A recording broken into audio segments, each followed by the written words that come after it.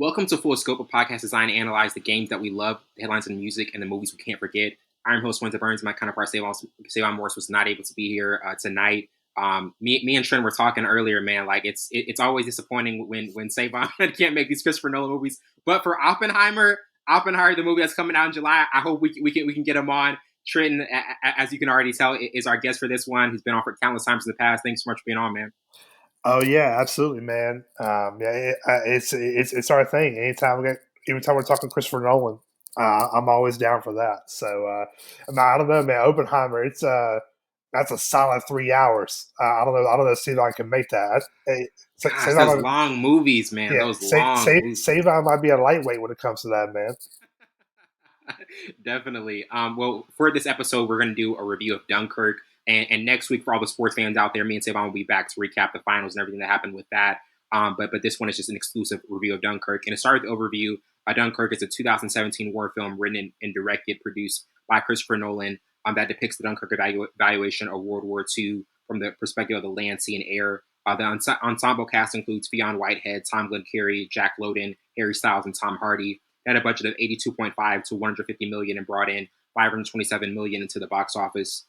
Also had a 92% rating on Rotten Tomatoes and received 8 nominations at the 90th Academy Awards. But to start off, Trenton, like, what were your initial thoughts on a film that, served up an emotionally satisfying spectacle? And, as I mentioned before, like the sound effects of this film are just so jarring. It really is a spectacle in terms of just everything that Nolan put together. And this was a very intense war film. Yeah, it's funny. This is one of the films I did not see in theaters, and I wish I would have gotten to see it in theaters. But I remember the first time I watched it. I'm almost positive I bought it off of Amazon early in 2020 because hey, we couldn't go nowhere, so it's time to catch up on all the movies we hadn't seen, right? And I think at the time it just didn't really hit for me the way I thought it would. But I think it's because I just wasn't. I wasn't really tuned in to understand what was going on, the complexities of this film, and what all Nolan was doing with it. But recently, just rewatched it, and it finally clicked for me what's going on here. Right? I think it is a very, very eerie score. You just it's haunting. It's really haunting. It's a very haunting thing. I think what Nolan does well in his films, as we've said countless times, right? He's going to kind of hit on this thing about time, right? He's going to hit on this thing about kind of the consequences of our actions and things like that. And I think for this film, he definitely kind of leans into. I think we're going to see also too with Oppenheimer when it comes out next month. I think we're going to see the consequences of war and what it does to people's kind of psyche and mentality, and the way that it just kind of it just destroys any kind of trust you have in the common man, right? But also, too, what a beautiful story this is of highlighting the common good of doing something that, could very well put you in harm's way, as we've seen in this film, but standing up for a greater good in order to save someone else's life. And I think it's a beautiful illustration of what it means to look out for the common good for your common man and make sure their life flourishes. Yeah, definitely. And before we get to our first topic, it's interesting because we're used to seeing Christopher Nolan delve into the psychological thrillers, the sci-fi type films, and this was a different route for him going into a war film. What do you think about the fact that he chose a different genre? This was an Oscar-nominated film. Do you feel as though it's one of those things where he kind of wanted to stretch the limits of what he can do, just to not be boxed into this is one category I can do, and now let me show the world what other genres I can tap into? Yeah, and he's a storyteller, right? I think storytellers do not want to be boxed in and be able to kind of I can't do nothing else. I think to kind of veer off some just a little bit, more recently, Bryan Cranston is talking about stepping away from acting for at least a year, right? And people kind of took it as, oh, he's done. He's like, no, I need to kind of reboot my mind so that I can bring something new to the table. I'm going to take time to read and to kind of take in these old stories and spend time with my wife and kind of be a normal person, right? I think because storytellers and even those who are kind of helping tell the story, they get burned out. Yeah, they get burned out, right? So they have to be able to recharge and to Yeah. kind of push the limits on what they're doing, right?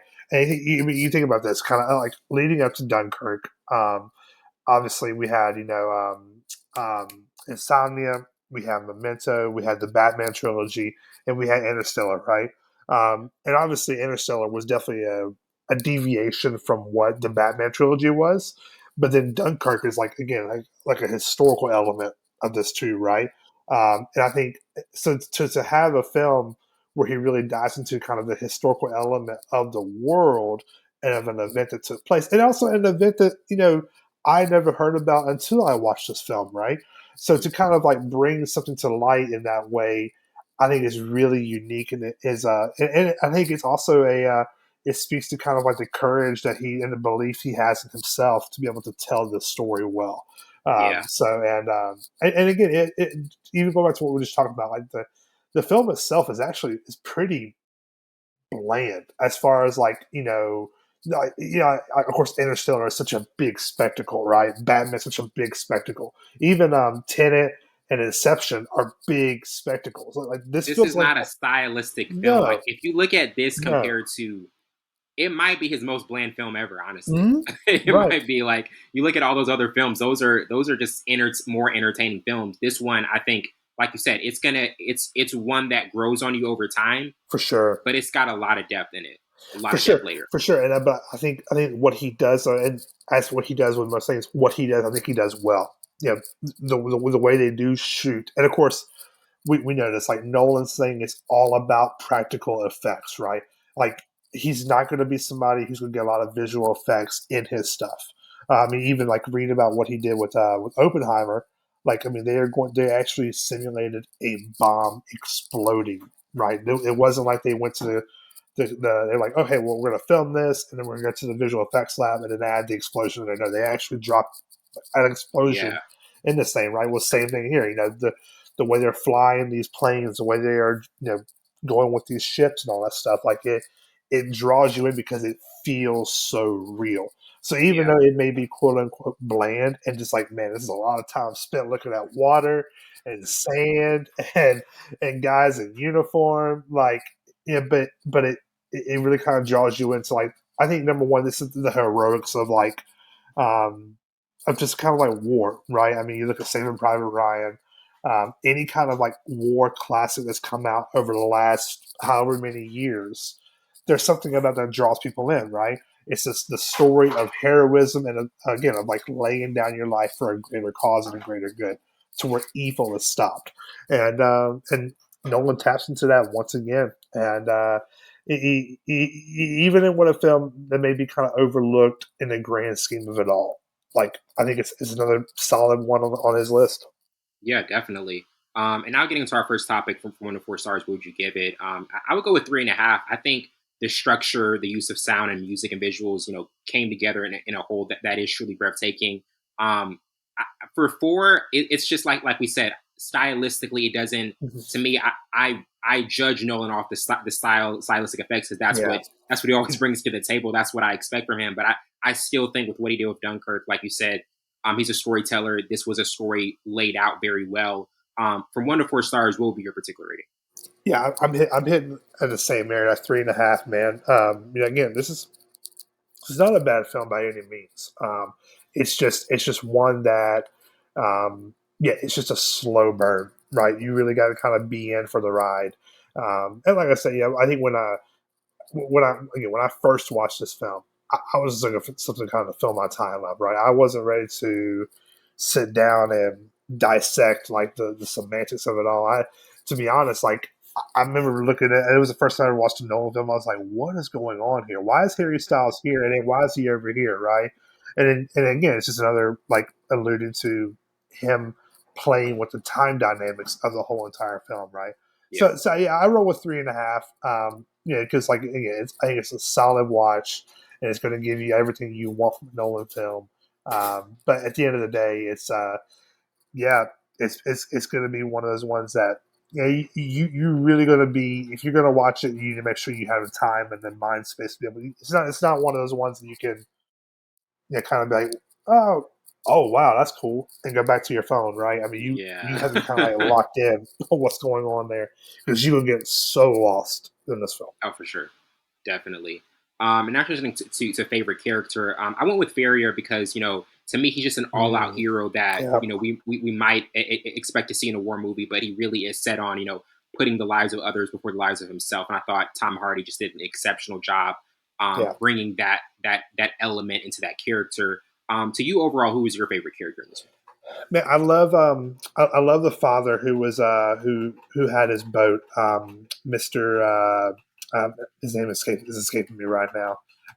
But he was the one like he took his boat to go like save Mhm. like the soldiers and all that stuff. There Yeah, was just a resolve to what he was doing that really set him apart as like we are on this mission. Like even like when they encounter Cillian Murphy in the water, mhm. he's like, "No, we can't go back. Right? I'm not going back." And he's like, you know, very much steadfast. I'm going to stick to this mission because we've been asked to do this. And then, of course, you find out in the end of it all that he lost a son early in the Yeah, war. So the resolve to continue on with the mission is really powerful, right? And just the way that he's just really selfless, him and his son, and also their deckhand, even though he tragically passes away, just so selfless with their time and what they have to be able to help somebody else. Mhm. Oh yeah, absolutely. And now getting into most memorable scenes, I had the opening scene, Mm, also running to the yes. beach, the first bombing, sinking the medical ship, the oil blast, fighting for the Mhm. will, and then finally the ending scene where Barry is taken captive and the remaining troops come back. And to you overall, like, what was your some of your memorable scenes? And also I had another question, like the opening scene for Nolan films always seems to be like one of the most important things. Like Yes. I think back I to was going to Tenet. talk about this with you. Yeah, Yes. I think I just it always gets me. I'm like, man, even if it's a film that it's not my favorite Nolan film, the open there's always something about the opening Yes. that is just like so important and like there's an urgency behind it. Like, what are your thoughts on that? And also, Mhm. what are the scenes overall? Yeah. And just like correct, Mr. Dawson. Mr. Dawson was the one who is my favorite character in this film. So yeah, so let's start with Dunkirk. Yes, the opening scene is just so great. I mean, like you obviously you're kind of thrust right into the middle of this conflict, which then ensues in chaos where they get Yeah, ambushed and all that stuff. The the scene with the boat that gets like hit is just tragic. I mean, it's like we have to there's a greater number at stake here if we do not save this little side over here, right? So they yeah, pushing the boat away just to watch it explode and capsize is tragic. Later on in the film, the scene with the where the guys are trying to save the boat from filling up with water again, tragic, right?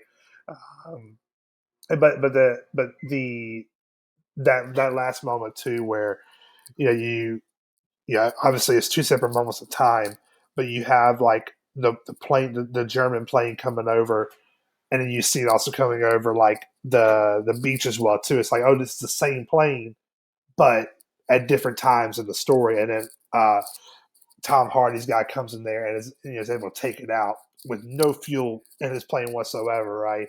yeah. Just a visually like it really kind of grips you of like, man, this is this is That about is to so either visually go gripping. That is right. so Yeah, it's visually gripping. so visually gripping, and but to go on a second question, man, like yeah, I mean, let's just look at some of the films that that we talk about, right? Um, Batman Begins. Begins with this, with Bruce Wayne being like held captive in prison. What is going on here, right? And of course, Yeah, the opening scene where like he collapses, or young Bruce Wayne collapses into the cave and all that stuff. The Dark Knight. You have the opening scene with Heath Ledger. I mean, just quintessential classic cinema. I mean, like, I grips think you that's his immediately, best. right? I think that's Nolan's best Goodness, man! opening. Like, I think that's yeah, the yeah, Nolan's like, best opening ever. yeah. If I rewind to that opening night when I saw that film, and you're just zooming in on that building, and just the glass just explodes, right? Man, And You're and you like, we are see in. We are locked in. right, and then when you see Joker just standing there on the sidewalk with his mask in hand, all the way to the point where he finally pulls his mask off, you're like, oh yeah, we are on a ride. Inception with the opening scene where you're like, what the heck is going on here? Why, why is Leo being pulled from the ocean right now? Right? Yeah. Tenet, the open. Oh goodness, Tenet, the opening scene of the opera. I love the Tenet opening, man. Oh Tenet is man. another one that every time I watch it, I even like it more. Mhm. Yeah, and of course, I mean, John David Washington just really embodied, like, this is where being a former football player really helped him out. I mean, he really is able to embody the skill set to be able to make that scene work so well, right? Yeah. Um, so yeah, and then and of course this one, just like again, just the way, even the way they shot it with the flyers falling from the sky, onto those Yeah. guys, and he's just trying to use the restroom, and all of a sudden they start shooting this guy. I'm like, that's terrible, man. But yeah, I mean, yeah, no, I think Nolan just has a way, and it has me even more excited to see what happens next month, right? Like he just has a way of like grabbing your attention. And me, it's like, hey, we're on this ride, let's go. Yeah. Yeah, it really does. It makes you feel like for that Oppenheimer film because I'm automatically looking forward to it because it's another Nolan film. But just to see Hmm. what's he going to do with that opening, with everything that he's been talking Yeah. about, I definitely think that should be really spectacular. We're going to take a quick break. We'll be right back.